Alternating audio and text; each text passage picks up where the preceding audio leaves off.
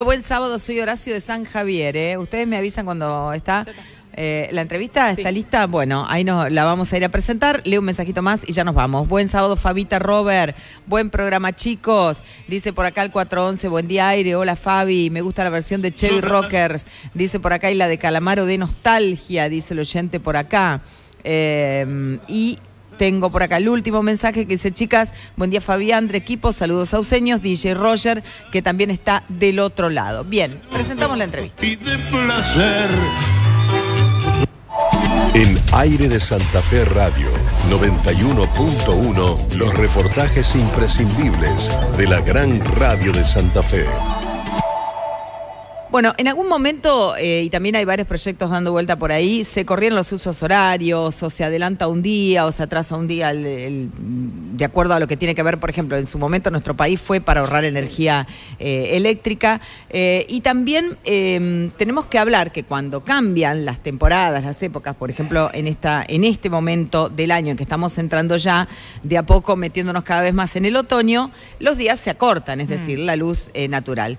Y uno se pregunta qué es lo que sucede con el organismo, con las personas, dormimos más, menos, ¿cómo es esta historia? Vamos a hablar con los que realmente saben de estas cuestiones, Andre, y en este caso lo tenemos que presentar, que creo que vamos a tener imagen en un ratito nada más, al doctor Alejandro Guillermo Anderson. Es médico neurólogo, director de INBA, que es el Instituto de Neurología de Buenos Aires.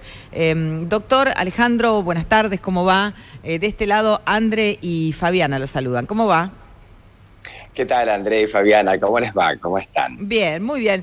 Creo que fue una presentación, si se quiere, bastante doméstica para meternos en este tema, porque es cierto que uno, no sé si se lo plantea, pero por ahí sentís cierto cansancio, no sé, en verano pareciera que uno duerme menos porque hace más calor y porque te quedás más hasta tarde, qué sé yo, está la luz del día, por ahí recién cenás un poco más tarde y te quedás.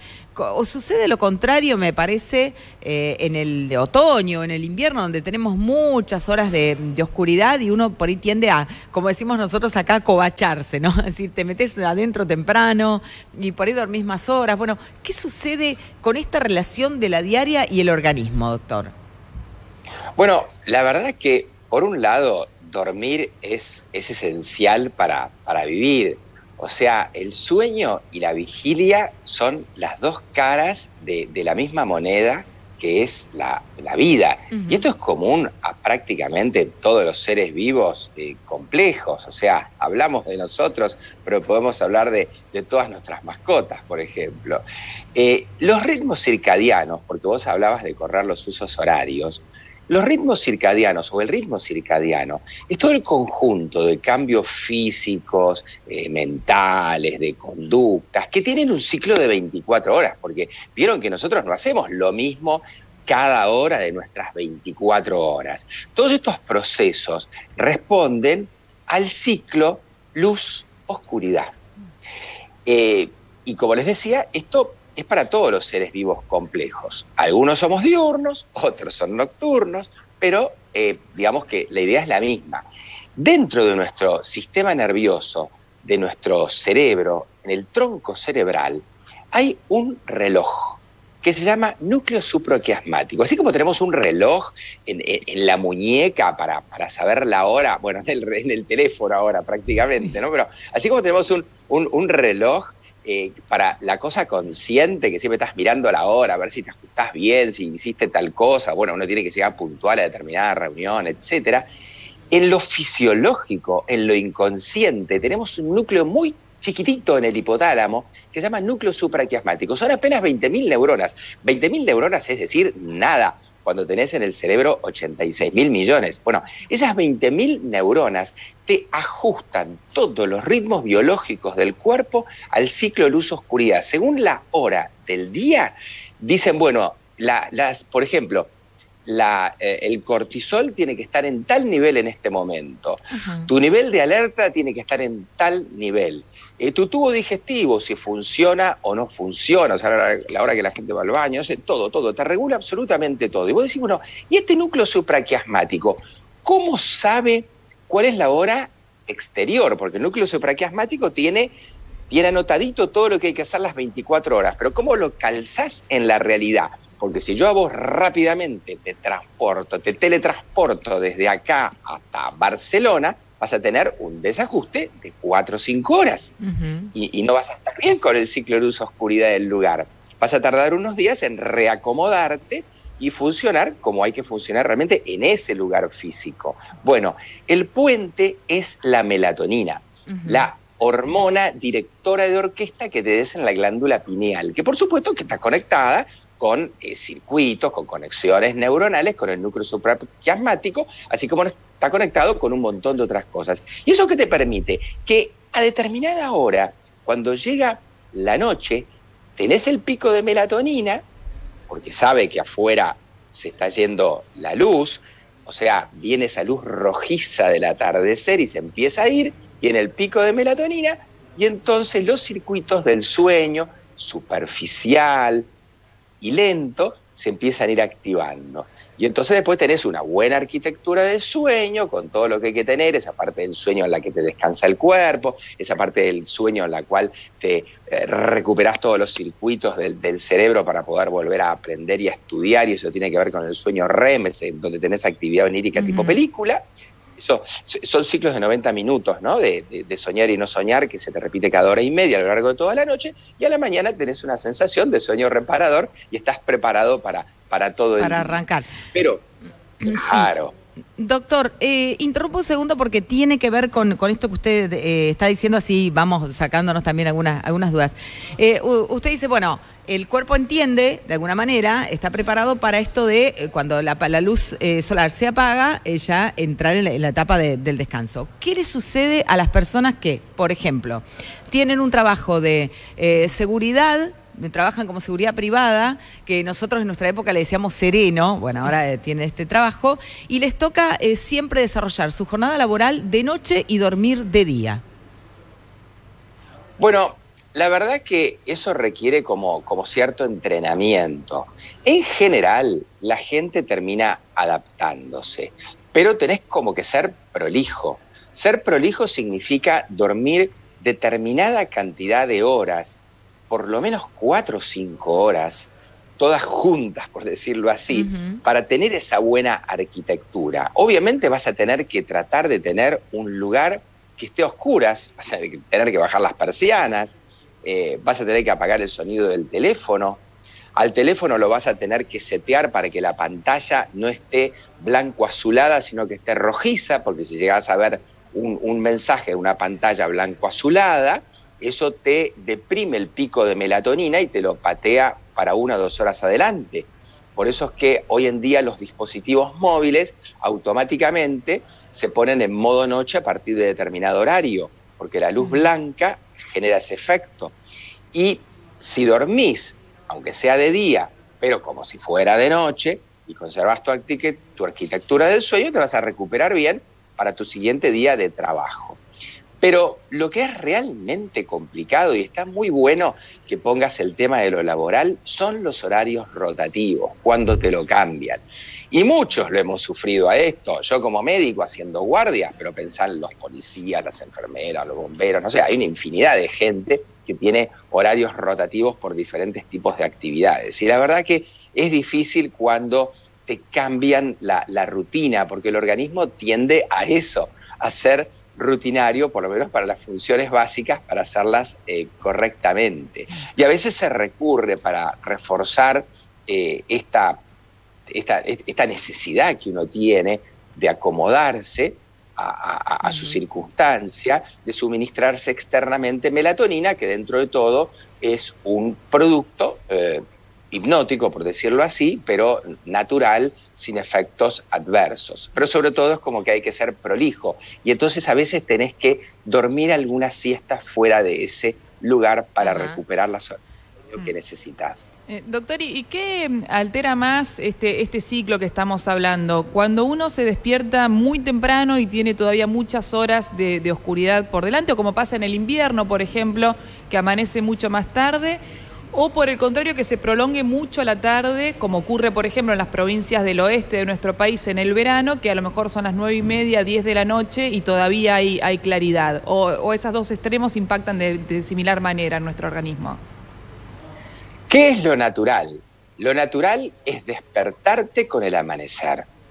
Lo natural en el ser humano, cuando éramos realmente mucho más primitivos, no digo biológicamente, porque el cuerpo era el mismo, lo que pasa es que estabas como libre de la civilización. Uno, cuando se iba el sol, se iba preparando para acostarse y para dormir. Claro. Y cuando salía el sol, uno se preparaba para toda la actividad del día. Y como obviamente cuando se va el sol y cuando aparece, esos espacios de tiempo cambian, no tanto en la parte central del planeta, pero sí cuando te vas acercando a los polos, hay mucha diferencia entre el invierno y el verano, ¿verdad? Sí, sí. Entonces, pero eso también coincidía con que tenías un poco que protegerte, porque en la medida que estás más en el invierno, hace más frío y tampoco estás tan preparado para salir, tenés que cuidarte del frío y quedarte en la cueva, digamos, ¿no? Claro. Entonces, uno viene adaptado a eso desde el punto de vista biológico. Uh-huh. De todos modos hay variaciones. Hay muchas personas que son como alondras o gallinas, ¿viste? Funcionan bárbaro a la mañana y al final del día les viene rápidamente el sueño. Y hay otros que son más tipo búhos o lechuzas y se empiezan a conectar a partir de las 5 de la tarde y les encanta trabajar más de noche. Hoy en día eso se vio mucho más con la tecnología. Es cierto, doctor, y con la pandemia, que hubo mucha gente que por ahí se adaptó, digamos, decías, o trabajabas desde tu casa, claro, hacías home office, por ahí podías manejar más tus tiempos, y es como que ahí se dio una situación de decir, bueno, trabajo ahora, duermo este horario, me queda mejor por ahí no salías de tu casa y tenías que trabajar. Si no tenés que cumplir un horario, ¿no? Yo, en referencia a lo que decía recién... Perdón, con la pandemia tan prolongada, que fue utilizada como estrategia para protegerse del coronavirus, situación que es bastante criticada, ¿no? Si estuvo bien pensada o no. Se generó un daño tremendo en todo esto de ajustar el ritmo circadiano, porque si vos estás encerrado en tu casa y no te dejan salir, se te desajusta tu reloj, tu núcleo supraquiasmático de la realidad. Entonces vos te vas a acostar a cualquier hora, te vas a despertar a cualquier hora, vas a empezar a fragmentar el sueño y pasa lo que pasó, que es que se incrementó como un 50% el número de consultas por insomnio. Uh-huh. Claro. Doctor, no sé antes si a vos te queda algo para agregar, para consultar. Sí, a mí justamente por esto me parece, en relación a lo último que dijo, que venimos hablando, ¿cuál es el impacto que directamente... ¿Cómo afecta directamente nuestro organismo, nuestra salud, ya sea física, mental? Porque si no parece que estamos hablando de una cuestión solamente de acostumbrarse, y me parece que no va por ahí, me parece que hay un impacto, o se lo consulto, si hay efectivamente un impacto en nuestra salud, tanto mental como física, cuando se alteran estos ciclos. Bueno, sí, claro, porque, a ver, ¿cómo dormís? Vos normalmente, es cierto, dormís de noche. Cuando finalizás las actividades del día, vos te relajás, te acostás y es como que te terminás desconectando y volvés a conectarte cuando claro, tomás conciencia de nuevo. Pero durante todo ese espacio de tiempo, el cuerpo, el electroencefalograma, cambia por completo. Toda una cosa que se llama actividad alfa, que la tenés presente durante la vigilia, y actividad beta, desaparecen y viene una actividad más lenta que se llama tita.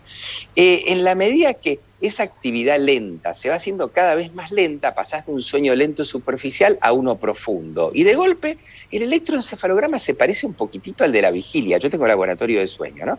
Y ese es el instante en el cual tenés la actividad onírica, el sueño tipo película, que podrá tener tal o cual relato, pero siempre tiene mucha imagen. En ese momento, básicamente, son los circuitos del cerebro, los que tienen que ver con todo lo que aprendiste, porque estudiaste, porque viviste cosas que se te van a grabar y a fijar en la memoria. En el sueño lento, en cambio, vos lo que haces es depurar la parte más corporal, o sea, la parte de los riñones, claro, el corazón, la parte respiratoria, la parte metabólica. Eso que dura 90 minutos en total y que se te repite varias veces a lo largo de la noche, te prepara para el nuevo día. Si vos no tuviste un sueño con buena arquitectura, que es uno de los requisitos para la salud y uno de los requisitos para que el cerebro te envejezca al menor ritmo posible, al otro día obviamente que vas a estar mal, no te va a funcionar, no vas a estar físicamente preparado si sos un atleta, ni vas a estar mentalmente ok para tu trabajo. Cuando nosotros decimos habitualmente no rendís, viste que por ahí te pasa que si no, hoy no rendí en el trabajo o eso. Tengo, doctor André, un par de consultitas, sí. Un paréntesis, antes que justamente el tema del sueño. ¿Se puede considerar entonces que las personas que soñamos mucho, me voy a incorporar porque yo sueño mucho, quiere decir que es un signo de buen descanso el soñar? El soñar, el tener actividad onírica, el tener sueño REM, claro que es un signo de salud. Bien. Lo que pasa es que a veces no sos consciente. Claro. Cuando vos haces una polisomnografía, que es el estudio que se hace en el laboratorio de sueño, como estás midiendo el electroencefalograma, ahí realmente vos sabés cuánto tarda el paciente en llegar al sueño REM y qué porcentaje de sueño REM tiene durante toda la noche, que no es lo mismo y durante todas las edades. Un bebé tiene muchísimo REM, un bebé tiene más REM que no REM. Los niños y niñas pequeñas, también toda la población pediátrica. En la medida que vas creciendo, el REM se va achicando porque la necesidad de aprendizaje es menor, pero siempre está presente y siempre es necesario. Y cuando vos dormiste mal, ¿dónde pueden estar los errores? Primero, en cuando realmente has dormido mucho menos, porque uno dice, bueno, tengo que dormir entre 6 y 8 horas. Si dormí 7 o 6 y media, ¿voy a estar mal? No, posiblemente estés bien. Pero cuando uno duerme por menos de 4 horas, ahí seguro que tiene algunas fallas. Esto es como la nutrición. Uno se alimenta, ingiere determinados nutrientes, pero para entrar en desnutrición tenés que alejarte un poco bastante de lo óptimo. Bueno, cuando vos realmente estás deprivado de sueño, en lo que tenés bien aprendido, por ejemplo, imagínate una persona en una guardia médica o alguien que tiene que hacer determinada tarea. Lo que ya tenés aprendido y grabado en el cerebro, que lo haces de manera muy automática, por más que estés deprivado de sueño, un protocolo, los protocolos que tenés para tratar cada enfermedad de paciente que te viene a la guardia, eso seguramente lo vas a seguir haciendo bien porque lo tenés grabado en el cerebro. Lo que es difícil es innovar, lo que es difícil es tomar decisiones nuevas. Eso es lo que más te cuesta cuando no estás bien lúcido porque no has descansado adecuadamente, porque te cuesta aprender. Claro. Doctor, yo le propongo, porque como tengo un par de consultas y poco tiempo, si hacemos bien escueta las respuestas y podemos incorporar a los oyentes, así como respuesta sí, no y por qué, ¿le parece? ¿Así lo sumamos? Lo que digas. Ahí está. ¿Qué pasa si normalmente dormís cuando empieza a amanecer y dormís solo 4 horas por día? ¿Te podés volver loco? Pregunta uno de los oyentes. Bueno, no loco, pero sí emocionalmente te puede desequilibrar, te puede poner sumamente irritable e incómodo, además de perjudicarte cognitivamente. Buenos días, pregunta para el neurólogo. ¿Qué pasa al organismo si no dormís 24 horas seguidas? Generalmente pasa a los de servicio penitenciario y tengo un mensaje que era idéntico, de otro oyente que es idéntico, que dice que duerme, porque acá el servicio penitenciario hacen 24 por 48, ¿no? Es decir, descansan un día trabajan un día entero y descansan 2. Es así.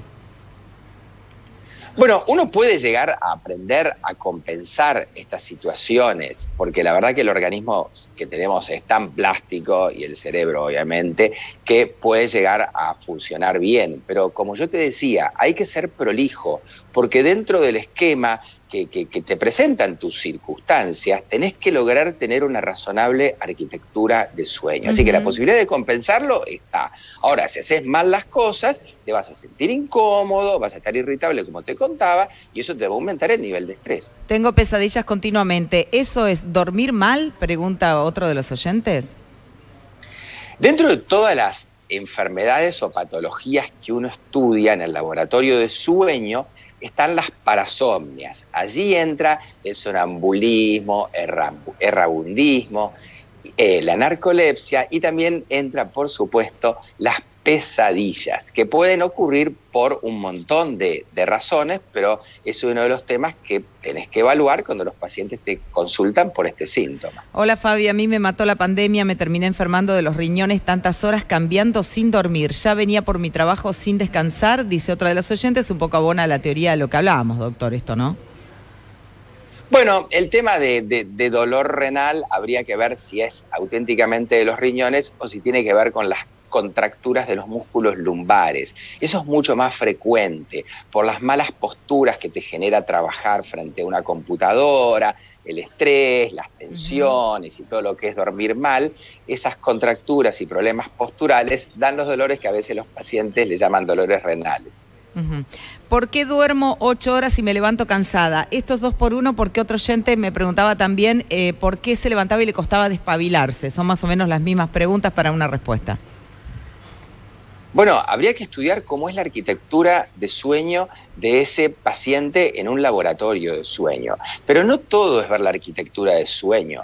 Vos, por ejemplo, y solo para dar un ejemplo, podés tener problemas respiratorios, las famosas apneas del sueño, que la tiene muchísima gente que ronca, que son pausas respiratorias de más de 10 segundos. A veces te encontrás con la sorpresa de que esa persona que está durmiendo tiene mala arquitectura porque el sueño se le interrumpe, porque tiene más de 5 apneas por hora. Y otros pacientes interrumpen su sueño porque tienen síndrome de las piernas inquietas. Hay muchas cosas que se pueden estudiar y que pueden romper esa arquitectura. Buen día, estoy, y no sé si está bien lo que voy a decir, estoy operada lo escribo así, meningioma, hace 10 años, y duermo pocas horas, estoy mareada todo el día. El meningioma es un tumor benigno que nace de las envolturas del cerebro, de las meninges. Afortunadamente, como es benigno, y con las técnicas neuroquirúrgicas actuales, con el uso del microscopio, etcétera, se suele erradicar perfectamente. Así que quizás no tenga relación con el meningioma, pero hay muchas otras opciones. A veces el meningioma deja parte de tejido cerebral con una cicatriz, y esa cicatriz puede generarte determinados fenómenos epilépticos que también se pueden determinar y medir en un laboratorio de sueño. Pero a lo mejor es simplemente un tema de hábitos. ¿Se puede prevenir o controlar la arteriosclerosis? Y la aterosclerosis es la palabra lo que quiere decir es que las arterias se te van engrosando y se te van tapando porque se deposita colesterol. Ese es el punto. Es la palabra antigua para la denominación actual que tenemos para deterioro cognitivo, o sea que tus funciones superiores, tu memoria, etcétera, se complica, y le llamamos demencia. La demencia en realidad tiene como principal causa la enfermedad de Alzheimer, que la padece aproximadamente el 10% de las personas por arriba de los 65 años. Y aunque parezca mentira, no tiene que ver con la aterosclerosis, puedes tener las arterias muy bien, porque es una enfermedad degenerativa de las neuronas. Lo que se parece a la famosa aterosclerosis que se decía antes es la demencia multiinfarto, el deterioro cognitivo, porque se te tapan las arterias, porque obviamente se han desgastado antes de tiempo, porque tenés el colesterol alto, la presión alta, porque fumas mucho y todos los factores de riesgo vasculares que nos explican muy bien los colegas cardiólogos, que son los mismos que también comprometen a los vasos sanguíneos cerebrales. Yo estoy tentadísima porque le hacemos contestar al doctor cuatro preguntas de los oyentes y tengo aproximadamente 20 que se van agregando y tengo que cerrar. Doctor, la verdad que estoy sorprendida primero porque se han enganchado tanto y uno, viste que las cuestiones mentales cuando uno se empieza a sentir, no sé, en mi caso personal que yo lo tomo como broma, pero que me olvido tanto de las cosas, es como que uno, viste, se empieza a preocupar por esto, porque sabemos todos que tiene que ver con una cuestión neurológica. No sé si siempre es grave, pero sin ser autorreferencial, veo que a mucha gente, por ejemplo, me preguntan, ¿podés programar un sueño para soñar algo que tenés que resolver en la vida? Pregunta Daniel, por ejemplo. No puedo tomar una decisión, entonces dice, bueno, a ver qué me dice el... Eso, por ejemplo, ¿se puede hacer, doctor? ¿Se puede programar o uno mentalizarse o concentrarse en algo para programar un sueño o no? Hay entrenamientos. Ustedes saben que el sueño REM ocupa aproximadamente el 25% del total. Y la verdad que es la parte más útil del sueño, porque sin sueño REM no podés mantenerte equilibrado y no pueden funcionar bien tus circuitos de memoria y de aprendizaje cuando eso te falla. Después de 2 o 3 días que eso te falla, te resentís muchísimo. Sueño REM quiere decir Rapid Eye Movements, porque movés los ojitos. Y resulta que, porque en la antigüedad han descubierto tantas cosas con la observación, cuando uno tiene el sueño REM, mueve los ojitos. Vos, si le mirás a una persona que está durmiendo, la podés despertar en el momento que tuve el sueño REM. Esa es la famosa tortura china, claro, que despertaban a la gente cuando tenía el sueño REM y después seguían durmiendo. Pero le sacabas todo el REM. A los pocos días no sabían ni cómo se llamaban, estaban muy mal, muy incómodos, porque no los dejaban. Bueno, hay un entrenamiento que se llama sueño polifásico, para decirlo fácilmente. Es entrenarte para dormir solo con sueño REM y para dormir el 25% del tiempo. Quiere decir que vos con 2 o 3 horas día de sueño nada más, teóricamente podés vivir el resto del día, de las 21 horas, por ejemplo, del día. Así que uno puede, son entrenamientos muy difíciles, pero existen y están descriptos. Y se pueden hacer un montón de otras cosas con entrenamiento. A los 69 está bien dormir 4 horas, dice el oyente por acá. Eso por un lado, y el otro que es similar, que está preocupado, una persona que dice que se despierta, que duerme y se despierta todo el tiempo. O sea, ese como uno, viste, que le decimos, ay, tengo el sueño liviano. Sí, cualquier ruido te despierta. Claro. En parte son los hábitos y en parte es la genética. Hay un grupo de personas que podemos calificar de grandes dormidores y otros de poco dormidores. Ustedes saben que hay personas que duermen 4 o 5 horas y están bien, pero hay personas que tienen que dormir cerca de 9 o 10. El promedio, claro que está en el medio. Cuando vos comparás la arquitectura del sueño mediante la polisomnografía de un gran dormidor versus un poco dormidor, la cantidad de sueño REM es casi la misma. Y se parece bastante la del sueño no REM profundo, pero el sueño REM superficial es la diferencia. Por eso es que se considera la parte menos útil del sueño. Si bien estas personas lo necesitan, de ahí nació la idea de lo que te conté antes, del sueño polifásico, donde vos estás tratando de concentrar la parte que parece más imprescindible de nuestro sueño para poder tener después una vigilia adecuada. Doctor, bueno, quedamos acá porque si no, calculo que nos seguir, van... Sí, da para seguir. Lo que pasa es que son temas como yo te decía, son temas que a uno son del corriente. A todo el mundo le pasa algo y se plantea algo, que yo duermo poco, duermo mucho, me siento cansado. Viste que vas pasando por distintas situaciones, tenés un episodio de estrés, por ahí dormís y sentís que no descansás, por ahí te pasa lo contrario, dormiste 2 o 3 horas y te levantás espectacular y decís, ¿cómo? Si ayer dormí 10 y estaba hecha bolsa. Y bueno, son consultas de la diaria. Doctor, nosotros le queremos agradecer enormemente porque le hemos robado un montón de tiempo. La verdad que la charla se hizo sumamente amena y por lo que veo los oyentes se han enganchado un montón. Pido disculpas porque de verdad que tengo muchísimas más preguntas, pero tenemos que seguir adelante con el programa. La podemos repetir en algún otro momento. Sí, la podemos repetir, lo vamos a volver a llamar, doctor. Desde ya, sumamente agradecidas de este lado. Bueno, yo les agradezco que me hayan invitado, a mí me encanta explicar y pueden ubicarme fácilmente en mi Instagram, que es Dr. Anderson, sin abreviar y con doble S, que yo lo uso como un newsletter donde subo las notas que puedan ser informativas para todos los oyentes y televidentes. Si alguno... Les deseo que tengan un muy buen fin de semana. Igualmente para usted, doctor. Si a alguno le quedó una consulta que no leímos y que le surge, le escriben directamente al Instagram y le preguntan ahí, ¿le parece?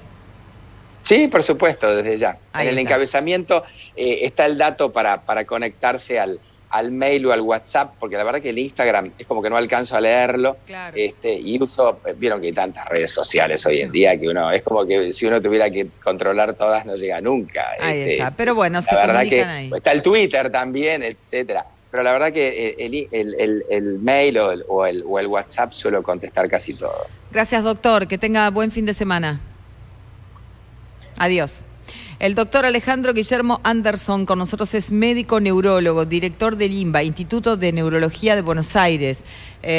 Arrancamos hablando de las alteraciones que produce, bueno, el cambio de la luz o el uso horario o el otoño-invierno, la luz del sol y la cantidad de horas de la noche. Y terminamos hablando de esto que siempre a uno lo preocupa. ¿Por qué? Porque pasa por una cuestión neurológica y viste que eso siempre uno está atento, ¿no? A estas señales que por ahí manda el cuerpo, que tienen que ver con el descanso, con la falta del mismo y con un montón de cosas, Andrea. Así que estuvo muy interesante la charla.